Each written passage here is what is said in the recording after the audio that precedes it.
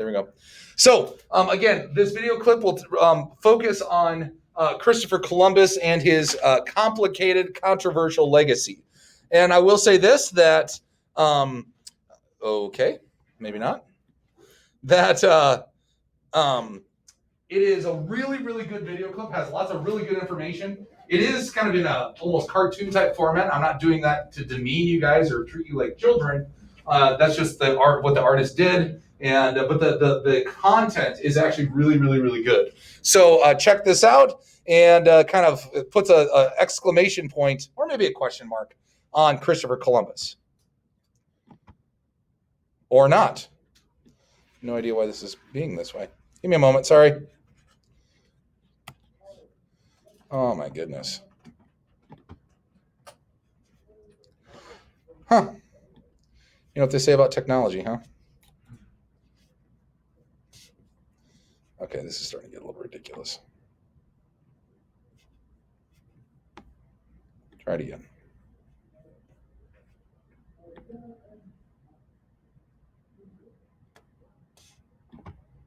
There we go. Sorry about that.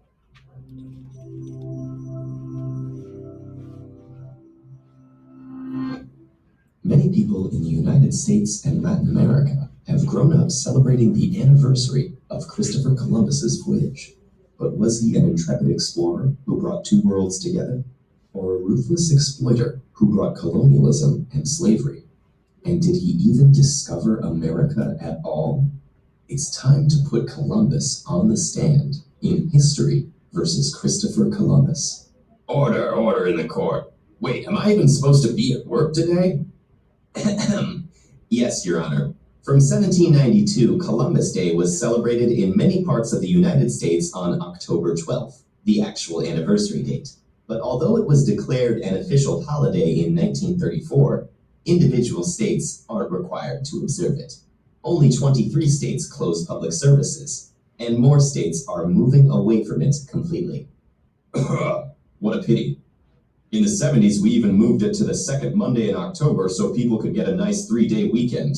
But I guess you folks just hate celebrations. What are we celebrating again? Come on, Your Honor. We all learned it in school. Christopher Columbus convinced the King of Spain to send him on a mission to find a better trade route to India. Not by going east over land, but sailing west around the globe. Everyone said it was crazy because they still thought the world was flat. But he knew better. And when in 1492 he sailed the ocean blue, he found something better than India, a whole new continent. What rubbish. First of all, educated people knew the world was round since Aristotle. Secondly, Columbus didn't discover anything. There were already people living here for millennia. And he wasn't even the first European to visit. The Norse had settled Newfoundland almost 500 years before. You don't say, so how come we're not all wearing those cow helmets? Actually, they didn't really wear those either. Who cares what some Vikings did way back when? Those settlements didn't last, but Columbus's did. And the news he brought back to Europe spread far and wide, inspiring all the explorers and settlers who came after. Without him, none of us would be here today. And because of him, millions of Native Americans aren't here today.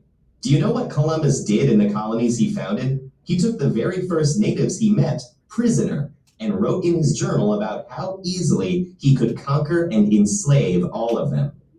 Oh, come on. Everyone was fighting each other back then. Didn't the natives even tell Columbus about other tribes raiding and taking captives? Yes, but tribal warfare was sporadic and limited. It certainly didn't wipe out 90% of the population. Why is celebrating this Columbus so important to you anyway? Your Honor, Columbus's voyage was an inspiration to struggling people all across Europe, symbolizing freedom and new beginnings. And his discovery gave our grandparents and great-grandparents the chance to come here and build better lives for their children. Don't we deserve a hero to remind everyone that our country was built on the struggles of immigrants? And what about the struggles of Native Americans who were nearly wiped out and forced into reservations, and whose descendants still suffer from poverty and discrimination? How can you make a hero out of a man who caused so much suffering? That's history. You can't judge a guy in the 15th century by modern standards. People back then even thought spreading Christianity and civilization across the world was a moral duty. Actually, he was pretty bad even by old standards. While governing Hispaniola, he tortured and mutilated natives who didn't bring him enough gold, and sold girls as young as 9 into sexual slavery. And he was brutal even to the other colonists he ruled, to the point that he was removed from power and thrown in jail. When the missionary Bartolomé de las Casas visited the island, he wrote, from 1494 to 1508, over 3 million people had perished from war, slavery, and the mines. Who in future generations will believe this? Well, I'm not sure I believe those numbers. Say, aren't there other ways the holiday is celebrated? In some Latin American countries, they celebrate the same date under different names, such as Dia de la Raza. In these places, it's more a celebration of the native and mixed cultures that survived through the colonial period. Some places in the US have also renamed the holiday as Native American Day or Indigenous Peoples Day, and changed the celebrations accordingly. So why not just change the name if it's such a problem? Because it's tradition.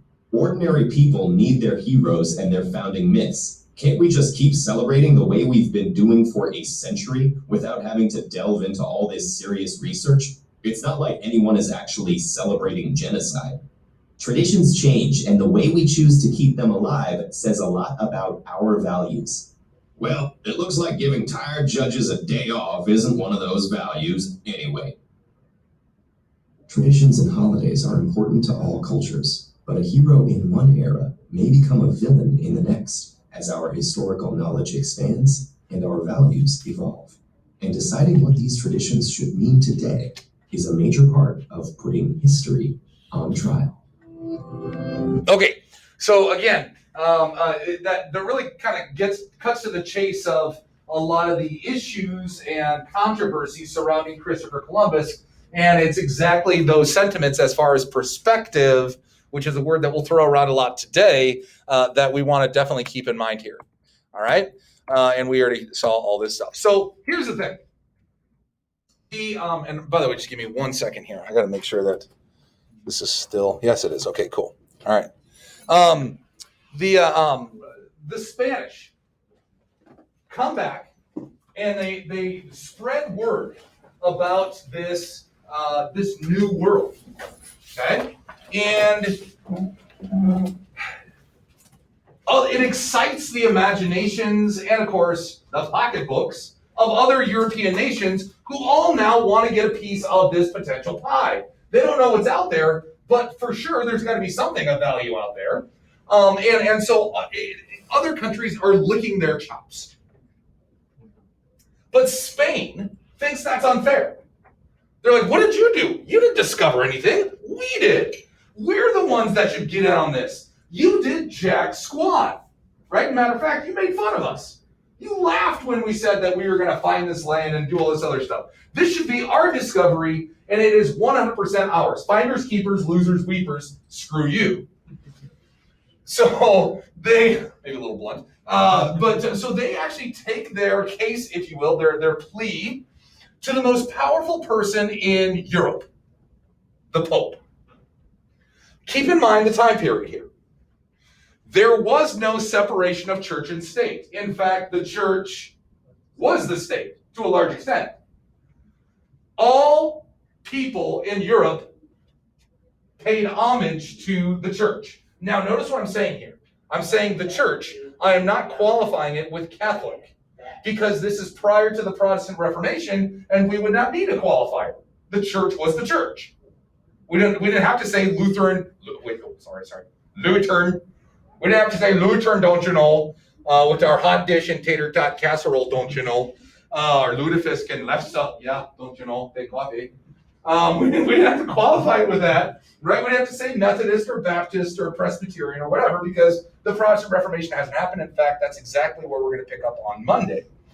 However, the church and the Pope, by extension, was by far and away the most powerful entity in Europe. What he said went. Okay? And so when Spain lays this plea at his feet, he basically agrees with Spain with an understanding that the church get what in return? Money, a portion of the proceeds. If there are riches in the New World, the church wants their cut. So the Treaty of Tordesillas is issued in 1494. By the way, notice that date. How long is that after Columbus? Just 2 years, that's it. It's only 2 years. This happens very quickly. And the Treaty of Tordesillas is extraordinarily important for the future of the New World, and really by extension, to be fair, the future of the world. And we'll talk about how that seems very grandiose for one piece of paper in 1494. It will be. Give me a second. So the Treaty of Tordesillas, basically, here's what it does. It splits up the New World among the two biggest benefactors of the Catholic Church at the time, or the church, sorry, at the time. That would be Portugal and Spain. Two of the wealthiest countries in the world at that time. Why? Because they had two of the largest navies at the time, and as we established yesterday, naval power equals money. The ability to trade, the ability to gain wealth. So here's how it worked. Portugal was granted dominion over Africa and the increasingly lucrative, hate to say it, slave trade. And they were also granted a large tract of land in what is today South America. And anybody know what country that is today? What country in South America predominantly speaks Portuguese? Brazil, correct. Yeah, that's right. Brazil. Yep. So the Portuguese got Africa and Brazil. Spain got everything else. And again, for point of emphasis, think about how many countries today speak Spanish. I mean, other than basically in Latin America, from Mexico and the Caribbean south, other than Brazil, it's everybody. For the most part. Are they even part of Brazil? They speak Spanish? There are parts of Brazil that do speak Spanish. And by the way, Portuguese and Spanish are actually somewhat related as far as languages as well. Okay, so now here's the thing. Think about this. It's Spain and Portugal. How do you think the other European countries, how do you think they react to this? What do you think they feel? What do you think they think? Do they like this Treaty of Tordesillas? Yeah, no. This really, quite frankly, pisses them off. I mean, to them, they're being cut off from New World access by the Pope, and Spain and Portugal are the beneficiaries. They're being cut out of the pie. That would be like, you're super, super hungry, and there's a pie, but only these two are eating it, and we're all just slobbering at our chops here, right? That seems slightly unfair to us. So what this does is it actually creates animosity and jealousy and hatred among the European powers. And of course, when you get that occurring in a very tightly packed small place like Europe, what's going to be the inevitable result? 3 letters begins with a W. War. What if I told you that pretty much all the wars from about 1500 all the way through World War I were caused by competition from resources and the hurt feelings from this? Because the New World will set off a spree of desire to explore more and more and more and more and more. And really, you're not exploring for scientific purposes, you are exploring for a financial exploitation. More land equals more resources. Okay? But the problem is there's only a finite amount of land. So what does it create? It's a competition. You are willing to go to war with other countries to get as much land and resources as you can.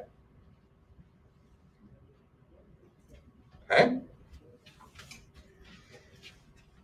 So for the next, almost over 400 years, what this will result in is a race, a competition for land and resources. It begins with the Treaty of Tordesillas, it ends with World War I. And pretty much everything in between. Like, for example, if you guys know anything about world history with French and Indian War, great example. Great example of that. Okay. So, once that's settled, now that the Spanish have complete control over the New World, minus Brazil, they will send a series of generals to the New World whose only goals are to explore, and as the name implies, conquistadors, to what? Conquer. That's their goal, to explore and conquer. That's it. To explore and, quite frankly, exploit the new world and its resources, and eventually, as we'll see, its people. And this doesn't happen all at once. These men are not all sent at the same time. Instead, this will take place over the course of the better part of a decade or two. And these men will all explore various parts of the new world. So, like, for example, Nunez Balboa will explore the area of what is today Panama. In fact, it is Nunez Balboa who's the first European to see the Pacific Ocean, and he's the one that actually names it Pacific. Pacific, pacified, peaceful. He thought it looked so calm and peaceful that he named it Pacific. Hernando Cortez is the guy who will destroy the Aztec Empire. Utterly raze, meaning topple down, destroy the city of Tenochtitlan, which is their capital city. And on the ruins of that city, a new city will be built, and we call that city today Mexico City. Correct. That's modern day Mexico City. You bet. Conquered by Hernando Cortez and his men. Francisco Pizarro will conquer the other major power in the Latin American world, and that was the Incans in modern day Peru. And their kind of city was highlighted by the ruins that are still around today, by the way. Very cool tourist attraction at the place called, good, Machu Picchu. That's right, correct. Okay? And the ones for our purposes, for American purposes, the two that might be the most important are Hernando de Soto, who will explore Florida, the coast of Georgia, a little bit into the Carolinas. In fact, it's worth noting that Florida is home to the longest continuously inhabited city in America. It's not English, it's not in Virginia, it's not in Massachusetts, it's in Florida, a Spanish-founded city named, anybody know this one? I heard somebody say it. St. Augustine. Ever heard of that? St. Augustine, Florida. I think it was founded right around like 1520-ish, give or take a few years. It's pretty old. By the way, just as a random side note, Florida will remain under Spanish control until we buy it in 1819. Okay, it's one of the last remaining parts of the Spanish Empire. And then we take the rest from them in a war that we'll talk more about here second semester. It was kind of embarrassing for them. It was like beating up a third grader and taking his lunch money. That's a whole other story. Francisco Coronado, he's going to be the guy that will explore parts of the Midwest and what is the American South, or the Midwest, and the American Southwest. He will get at least as far north as Kansas, present-day Kansas. Some historians will say that he may have even ventured as far north as southern Nebraska. They don't he doesn't know, and Coronado doesn't know, because of course there were no freaking maps or road signs of now leaving Kansas, welcome to Nebraska. We think he made it at least as far as Kansas, maybe Nebraska, for sure into places like New Mexico, Colorado, places like that. So these men are going to really live up to their name as far as conquistadors. And what really allows them to do what they do is three things. What allows them to conquer the natives is really three things. And it's actually the name of a Pulitzer Prize-winning book, a really, really good book by a dude named Jared Diamond, who researched this significantly. The three things are guns, germs, and steel. In other words, they could not match the Spanish technology. They didn't have guns and they didn't have steel, nor did they have any technology to penetrate their steel armor. The other thing they did not have, unfortunately for them, was immunity. Immunity particularly to what disease? Measles. Close, you're really close. It's kind of a cousin to measles. Smallpox. Smallpox, yes. Now keep in mind, did smallpox ravage Europe? Sure. Literally over the course of centuries, millions of people died from smallpox. But think about it. The people who survived have what? Immunity. They're immune to it. So now they arrive in the New World with all of these viruses and germs laden all over their body and clothes, and they meet a people who have never encountered this disease before in their life, and these people just start dropping like flies. In fact, the germs did most of the death and the destruction for the conquistadors. Not to say that they didn't, obviously kill some of them by hand, but germs did a large portion of it.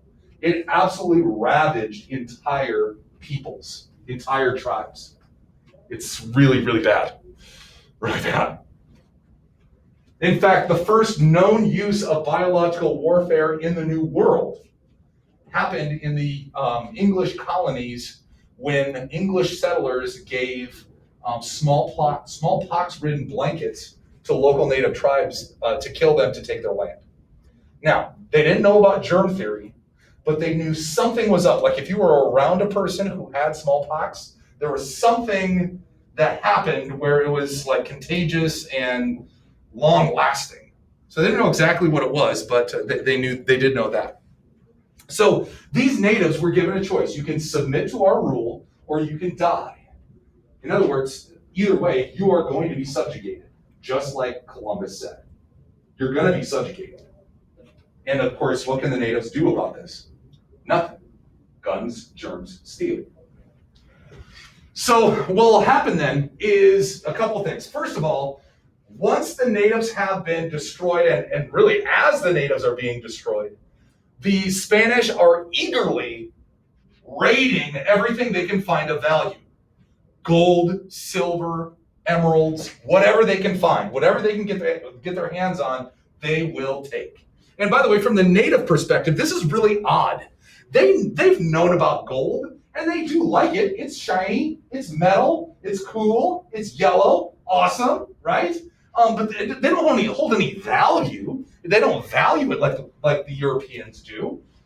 In fact, very loosely translated, the Lakota word for gold is that shiny yellow metal that drives white men crazy. Because they don't understand. What's your obsession with this yellow thing? It's a yellow rock, Lottie freaking da. Who cares? But what will happen is as the Spanish gain more territory, pacify more natives, and find more riches, they gain even more wealth. All of this wealth is shipped back to Europe, and the coffers of the Spanish treasury are overflowing with gold and silver and jewels. In fact, the Spanish peso becomes pretty much the international currency. And in fact, if you want to know how synonymous the Spanish peso is with money, every coin is marked with an S and a P, Spanish peso. And it becomes so synonymous with money that even the United States somewhat stole that symbol. They just modified it a little bit. Our dollar sign is a modified version of the Spanish peso symbol. Because to them, it meant money. Because the Spanish had so much of it. And it was almost all taken from the New World. Now, a second thing that happens here that we also need to maybe look at. For those natives that survived, what are their lives going to be like? What are we going to do with these natives that survived? And the answer is, the Europeans are going to take their system of government and their social system, and they're simply going to transplant it into the New World. And that system is called feudalism. I'm sure you guys have heard about this, yes? From world history? Okay, feudalism. Basically, in feudalism, it's a very strict social caste system. Who's at the very, very top? Very, very top. There's only two people. Well, one if they're unmarried. The king and queen. And then a half a step below them are their relatives that are called what? Begins with an N. No, the nobles. Right? The dukes, the earls, the lords, the counts, whatever words they have, whatever ranks they have. And then basically, who's at the very bottom? What do we call those people? It begins with a P. The peasants. And the idea is, in feudalism, the peasants work the land and they give most of it to the nobles, and that's how the nobles eat. Yes? Part of their tax. That's exactly what they're going to do in the New World. Except now, who are the peasants? The natives. The natives are the peasants. They will be made to work for the Spanish. Whatever that looks like. It might be working in the mines. It might be working in the fields. It might be working in their homes. It could look at a variety of ways. Most of the time, though, how it'll work is the king and queen will grant New World land to the nobles. Now, that doesn't mean the nobles will live there. They'll just receive the benefits of the resources from that land they've been granted. Make sense? And those natives that survived will indeed work the land and give a portion of the proceeds back to the noble across the ocean in Europe. And they will keep some for themselves. In essence, the encomienda system, which is what we call it, the encomienda system, is very similar to sharecropping. I do the work, I give a little to you, and I keep the rest for me. That's how I survive. Now, the problem here is, well, there's lots of problems with this other than being relatively cruel and inhumane. And we haven't even started talking about cruel and inhumane yet. The problem here is that as these farms and estates and resources grow, the native population continues to dwindle. In essence, there isn't enough people to work. So, of course, what do the Spanish begin to do? They begin to bring slaves over. They begin to bring slaves over from their Portuguese kind of friends over in Africa. Okay? So to say that the English started slavery in the New World is completely wrong. Slavery had been going on for about 100 years. Let me rephrase. African slavery had been going on for about 100 years prior to the first slave arriving in the New World for the English, which was in 1619. So there you see a variety of people, explorers here, and where they went and some of their trips and journeys and things of that nature. You see Cortez here, right through Mexico, Coronado here, Pizarro here, De Soto here. One guy that is kind of famous, even though he really didn't do a whole lot, was Ponce de Leon. And as we all know, what was he looking for? The elixir of life. Very close. You're really close. You're thinking Harry Potter, but you're really close. It's basically the same thing. Yeah, the Fountain of Youth. Okay, the Fountain of Youth, which, as we all know, is not in Florida. It's actually over in Corson behind the bar. Just kidding. And it's guarded by a group of a gang of teachers called the Corson Cutthroats. It's a real thing. Mr. Anderson's in it. I'm in it. Mr. Rothenberger's in it. Mr. C's in it. We tried to get your dad to join, but he wasn't interested. So we were thinking about taking him out, but he's such a nice guy, we decided not to. Why are you talking to me?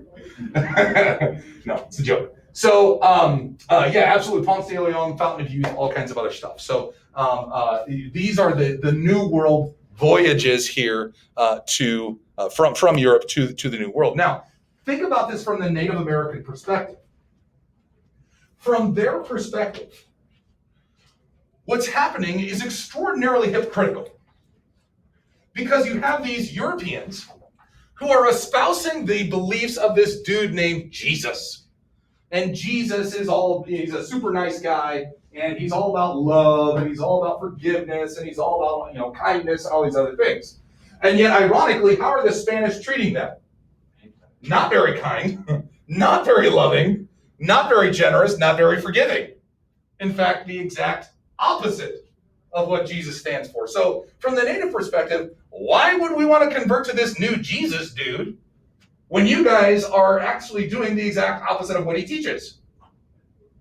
And in fact, if you think about it, it makes their job, if you think of it that way, the Spanish job even harder, more difficult, engenders even more violence and such. And the Spanish, think about it.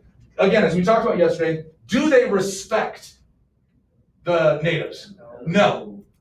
Do they view them as equals? No. And clearly, as we talked about here just a few minutes ago, can the natives stop them?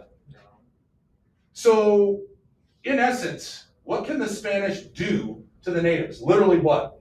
anything they want.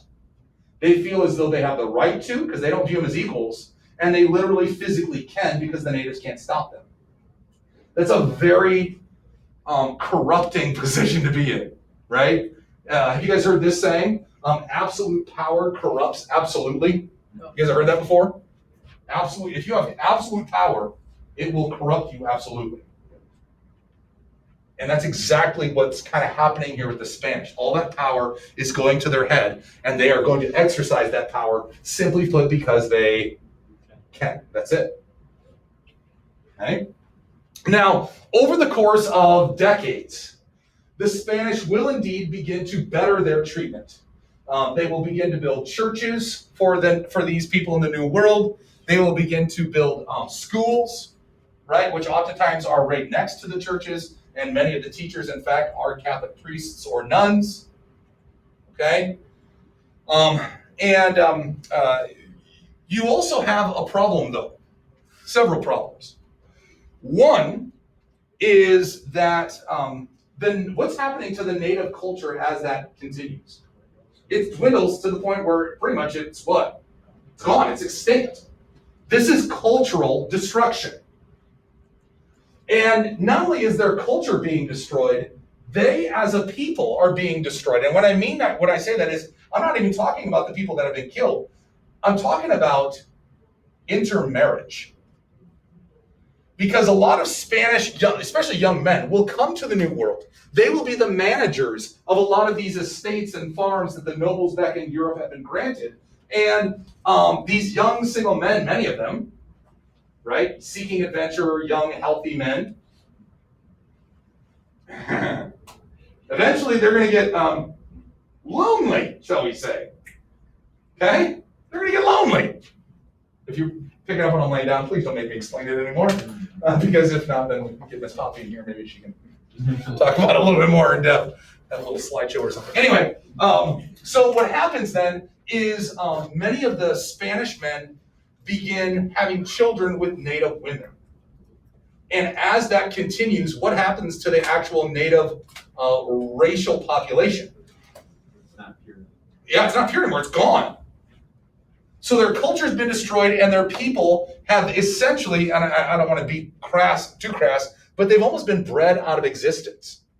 There are small pockets of native people still in the New World or in South America, Latin America today, just like there is in North America, but they're very, very small compared to the United States.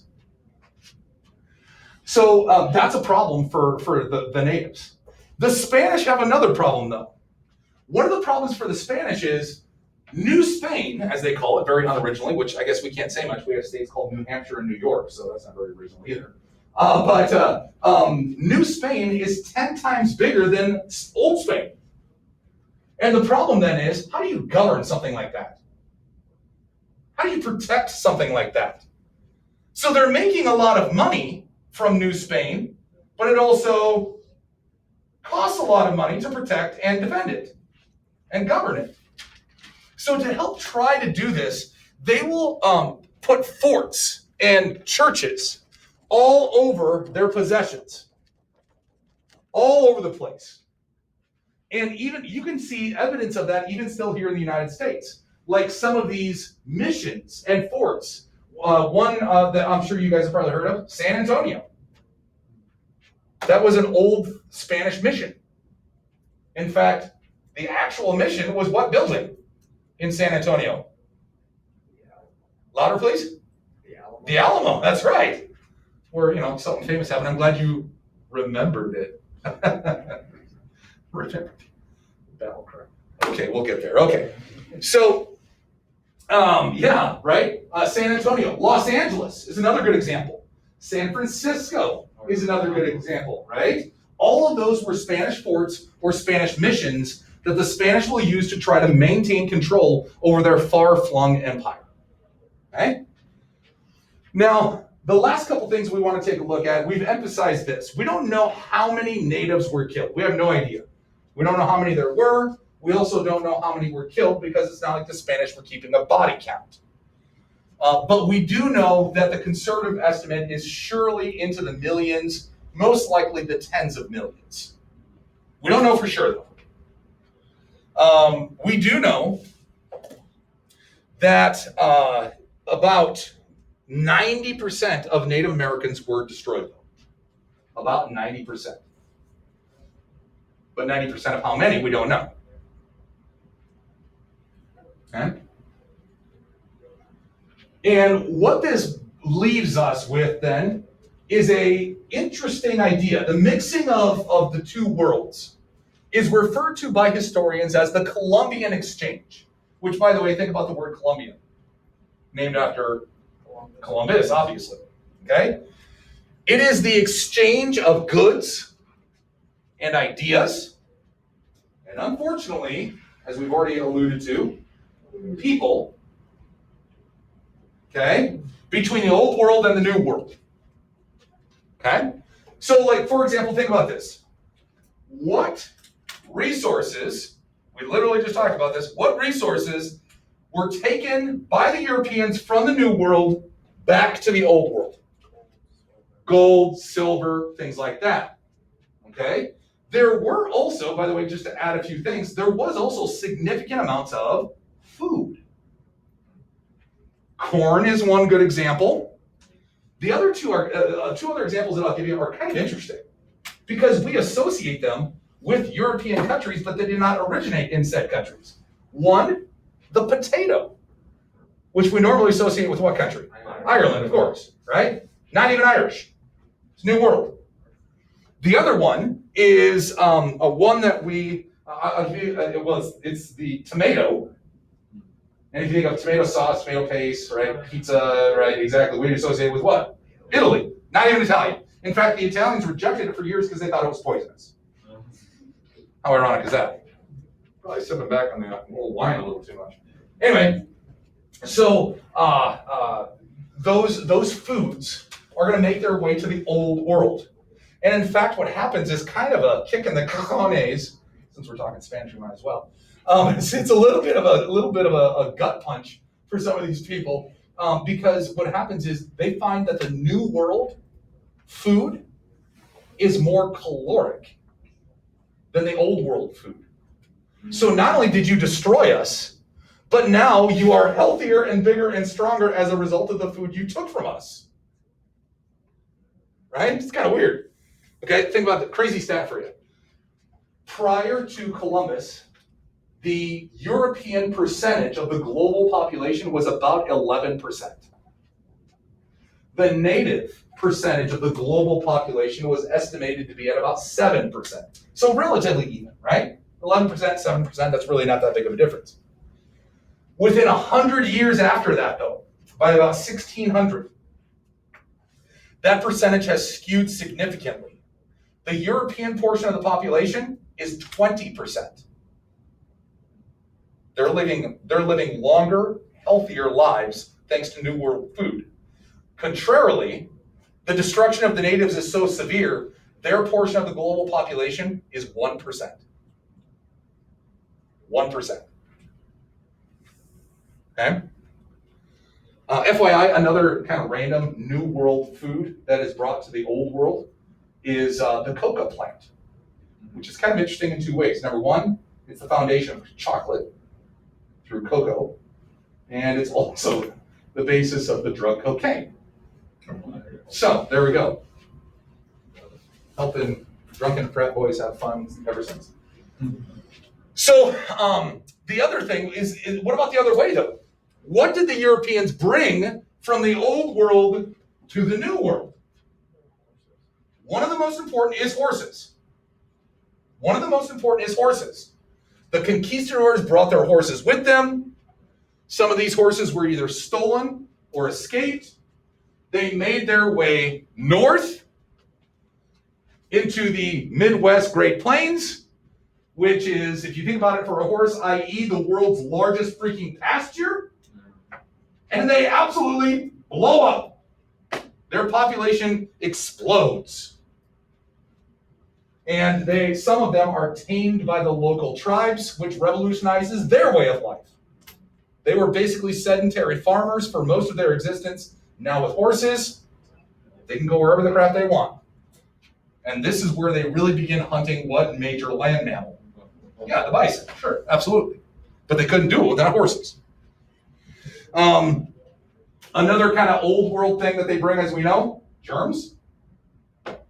Another livestock would be cows. And unfortunately, as we talked about, which group of humans do they also eventually bring with them? Okay, right? Slaves, African slaves. And we'll talk more about that later. We'll also talk about the Columbian Exchange at the end of this chapter a little bit more as well and give you some other ideas. Okay, so there you see the conquistadors. This is what they would have looked like, their armor and such, and all that other good stuff, right, that the natives could not penetrate. And again, keep in mind that what this does, this first interaction, I love this picture, by the way, I think it's funny. But what it does is it begins interaction between the natives and the Europeans or European descendants, and it sets off warfare that will not stop for about 400 years. In fact, ironically, the last armed conflict between Native Americans and people of European descent is in our own home state. 1890, Wounded Knee, South Dakota. We'd only been a state for like 1 year. Okay? So it starts here in, say, Latin America, or say in the Bahamas with Christopher Columbus. It ends in South Dakota almost 400 years later. Okay? There you see a European depiction of Native Americans suffering from smallpox, as well as a person actually suffering from smallpox. It's not fun. It is a much, much, much worse version of chickenpox, essentially. Okay, kind of a mutated version of that. However, we can also thank smallpox, though, for the... Good afternoon. I'm coming on early today just to remind you, starting on Monday when we do announcements at the end of the day, we will do them after the bell rings, and you need to stay in your seats until after announcements are done. So please, when you hear the end of the day bell from this point forward, do not get up and leave until announcements are done. We always have a lot of important stuff. Staff, at the 3:30 today, we will have ice cream in the commons for all staff at 3:30. Students, thank you for a great week. It was great to have you back in the building. I know staff, administration, counselors, super pumped to be back. So I am actually. Thanks for everything this week, and make sure you have a great weekend. We have a number of names we're going to read off here. Number of names, so please listen. Jensen Sterling, Olivia Elder, Tyler Westcott, Ava Luke, Sam Albert, Paige Sarda, Wyatt Henny, Jonathan Goldhammer, Grant Anderson, Haley Bergen, Ethan Carlson, Riley Zero, Mason Ennis, Chloe Olson, Ashton Dion, Owen Smith,